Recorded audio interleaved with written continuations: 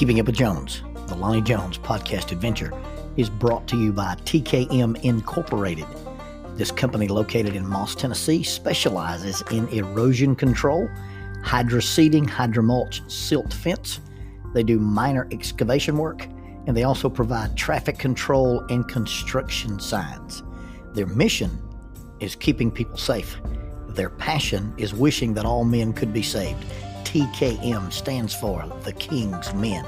If you'd like to contact The King's Men, you can contact them at 931-243-3958, 931-243-3958, or you may email them at tkminc2001@twlakes.net.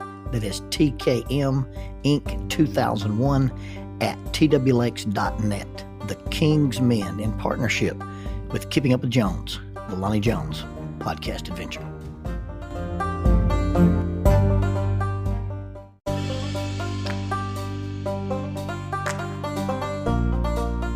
SJ&L General Contractor is a full construction company that primarily focuses on civil construction and asphalt sales in the Huntsville and Fayetteville regions. Services they provide include, but are not limited to, road construction, asphalt material, underground utilities, site work, and demolition. They employ heavy equipment operators, concrete finishers, pipe layers, and CDL dump truck drivers. If you would like for this company to work for you on your project, or if you'd like to work for them as an employee of this family-owned business, you can contact them at 931-433-4660. That is 931-433-4660, or 3W's and a dot, sjnl.com. That's www.sjnl.com. SJ&L General Contractor is a sponsor of Keeping Up with Jones, the Lonnie Jones podcast adventure.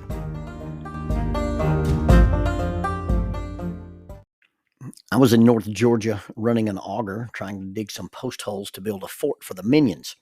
The auger caught on a rock or either a root, and the blade quit spinning, so the handle started spinning, and I was holding it, and it jerked my arm in a really awkward position. If you're familiar with a Frank Mir shoulder lock, it's basically what happened to my arm. And several months later, while I was working out doing some jujitsu, I got a guy in a collar tie, and as I pulled him toward me, something popped, and I severed my triceps tendon. And so I had to have surgery, and I had the surgery back in April. And just prior to the surgery, I'm lying in the bed, and they've got the needles all in me, and I'm getting ready to get the happy juice. And the little nurse walks in and says, "Hey, Mr. Jones, we've got a little bit of concern. Your blood sugar's pretty high. And so we're going to go ahead and do the surgery. We're not going to let it stop us doing the surgery. But after you get done with this arm surgery, you need to follow up with your general practitioner." And so it started me on this journey. Now, when I was in high school, I got diagnosed by an ear, nose, and throat guy. He gave me a glucose tolerance test. And it basically came back that I had a very mild condition of hypoglycemia. And really, it is one of those things I was supposed to limit my sugars, eat a lot of proteins, a lot of small meals every day instead of just 3 meals a day. And I did pretty good with that. Now, when I got to college, I kind of ran off the rails. I had figured out that, you can do about what you want to and eat what you want to if you exercise, burn that sugar off. But in college, it was like I didn't even eat well, and I would self-medicate with ice cream sandwiches. And I didn't have a lot of money in college, and sometimes my food choices was pretty poor. I remember on Sunday mornings, I would drive to go to church, and I worked at this little church about 20 miles away from school, and I would up too early for the cafeteria, or didn't just want to walk across campus, just go to my car and drive. And I'd go to McDonald's, and the only thing I could afford was the hash round or the hash brown thing that they sell at McDonald's. And so that's supposed to keep you, going till lunch on Sunday. And so I made some pretty bad choices, but it was manageable. And we do what works. And even though it's suboptimal, we repeat what works. But now here I am as an adult, and they're telling me, hey, these numbers look pre-diabetic. And so I go to my general practitioner, and now this is the general practitioner that took over the practice after my family doctor, Dr. David Huff, retired. Doc's a retired colonel from the Army. He was an Army medic and was the doctor for the SWAT team for a long, long time. And when he retired, he sold his practice to this young guy. And I don't have a lot of confidence in him. I want a doctor older than me. And if what you do is you look at me and you have charts and you look up stuff in a book, I'm educated and I can do that. Well, he says I'm pre-diabetic and decides to put me on an oral medication.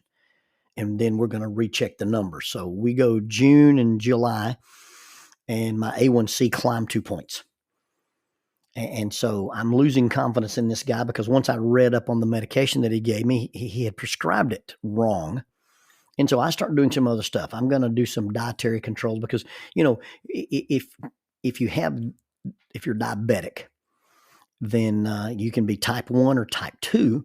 And type 2 is, you're an older person and you're gaining weight and you're not exercising, you're not controlling your diet.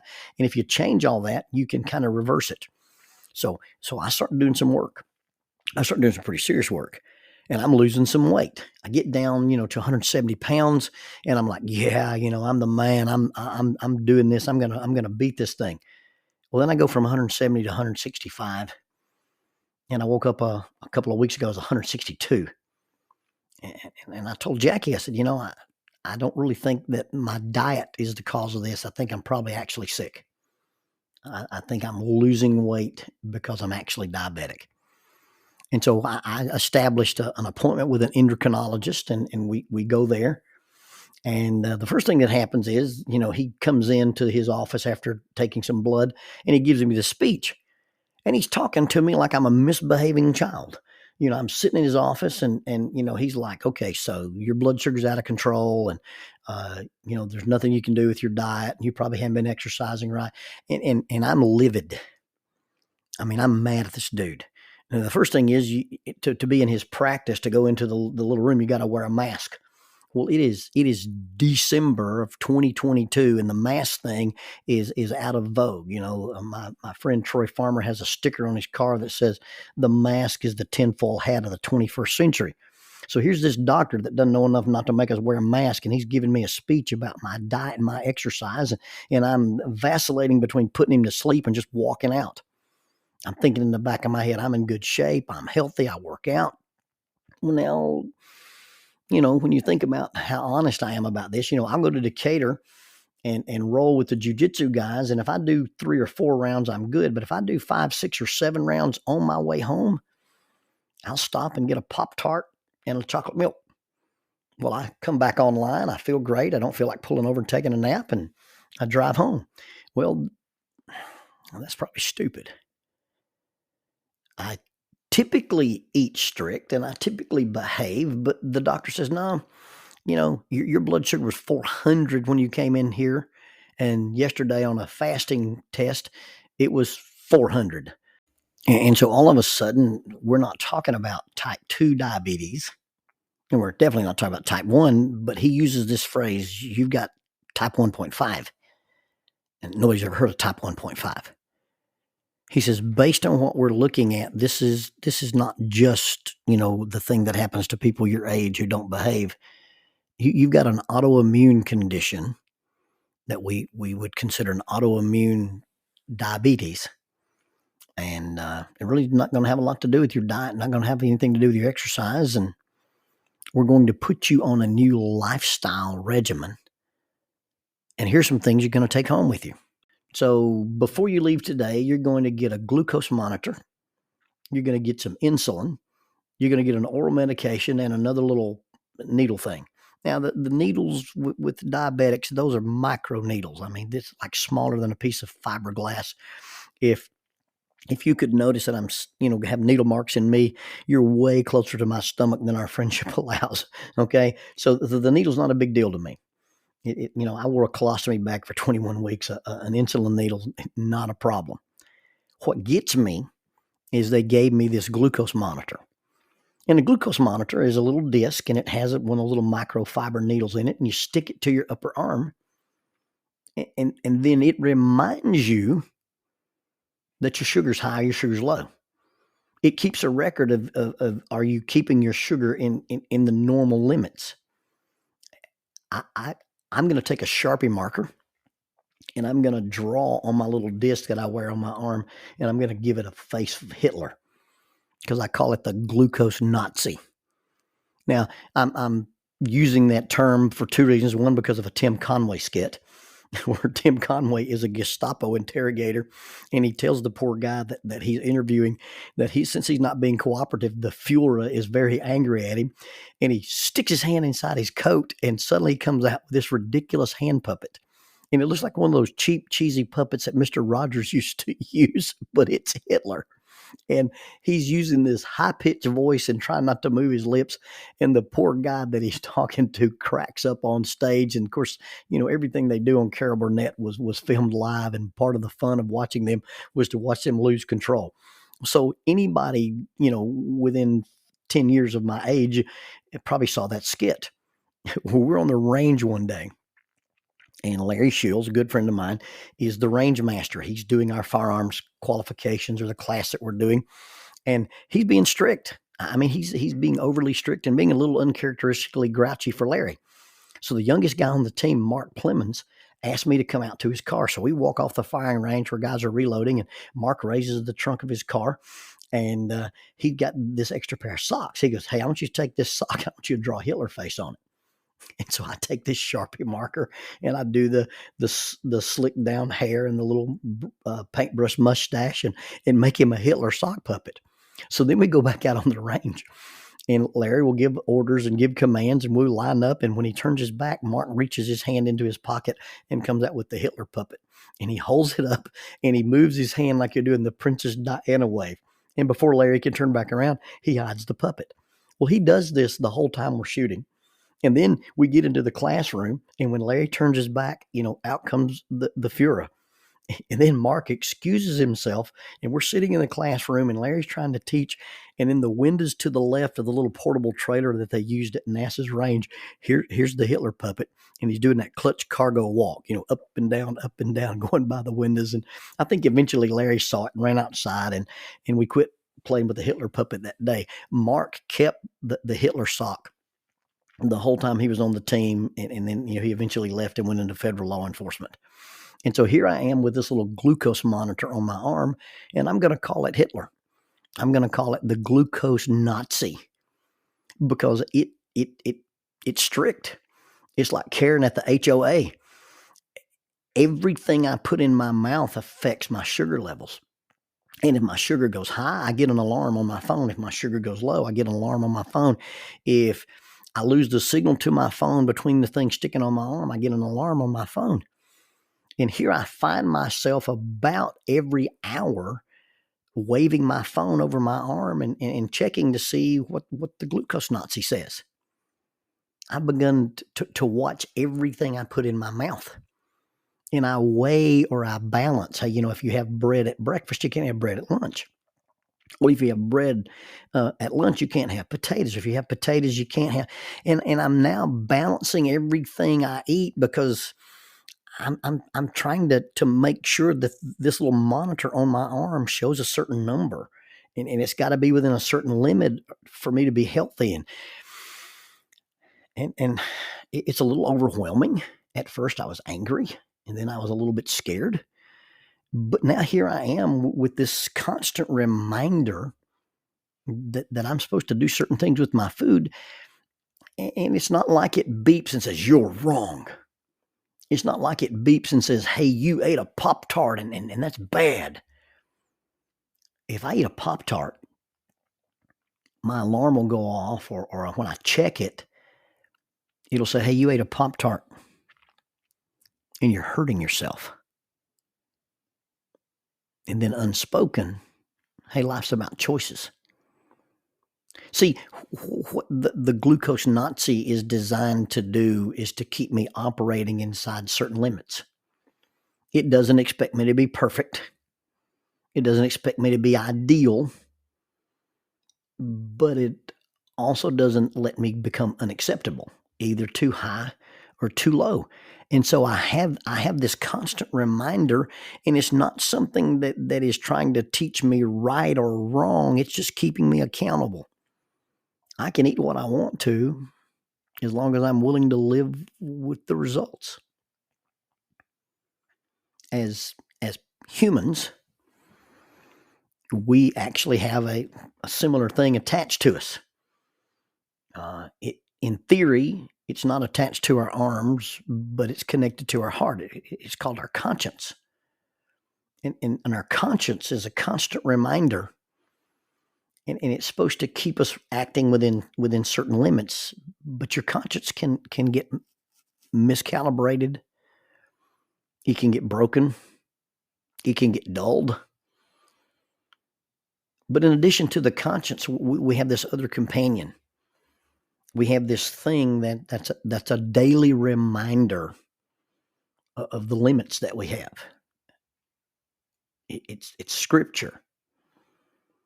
Now, there are things in Scripture we don't like to hear. We feel like the doctor's talking to us and talking down to us like he's scolding children. There are things in Scripture about self-control. There are things in Scripture about how we express our sexuality, how we treat our spouse, how we treat our children, how we treat our parents, how we treat our neighbors, how we treat our enemies. And some things in there about how we treat ourselves. And everything in there, everything God has ever asked us to do is actually good for us. And everything he's commanded us not to do actually turns out that it's bad for us. Now, we can disagree with it, and it can make us angry, and we can feel insulted, and we can feel judged. But the bottom line is there's this operational set of limits for human behavior. And there are things that go beyond those limits, and they're not healthy. And Scripture contains the things that help us have optimal living. In fact, there's a verse in Scripture that it says this contains everything that pertains to life and godliness. It's the optimization of human living, and you don't have to agree with it. I don't like the glucose Nazi on my arm. But if I'm not going to get diabetic neuropathy, and I'm not going to lose my eyesight, I'm not going to lose my hearing, I don't end up later on in life being an amputee, then the glucose Nazi reminds me that the choices I'm making, it's not that it tells me I'm wrong. It just says, hey man, you're hurting yourself. Scripture, the Bible, is not designed to make us feel guilty. But the things that are written there are designed to make us accountable. Scripture reminds us of what to avoid. Scripture reminds us what to pursue. Scripture tells us what to be and what not to be. It tells us when our attitudes or our actions or our treatment of other people are outside the acceptable limits of what we would consider God-likeness. And if we exceed those limits or don't meet those limits, either too high or too low, we get out of bounds or we don't reach the standard, then there's a reminder.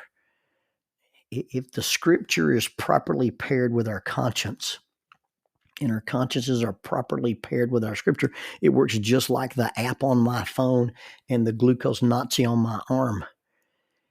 It's designed, again, not to make me feel guilty, but to make me be accountable. It helps me keep a record of what I'm doing. It's designed to help me operate within certain limits. And again, when I eat the wrong thing, it doesn't come up and say, you failed. It comes up and says, hey man, you're hurting yourself. You see, this little app that we have attached to our heart, attached to our conscience, is the Bible. And just like my glucose monitor, it would do us very, very well to check it. Check it daily. Check it often.